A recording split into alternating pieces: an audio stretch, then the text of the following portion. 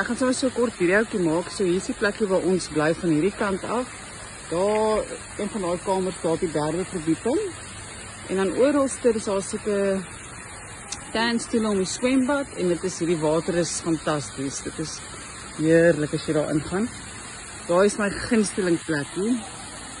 Dis so kroegie, daar is kroegstoeltjies in die swembad. So jy sit daar en daar is 'n baie vriendelike persoon wat vir jou drankies aandraai.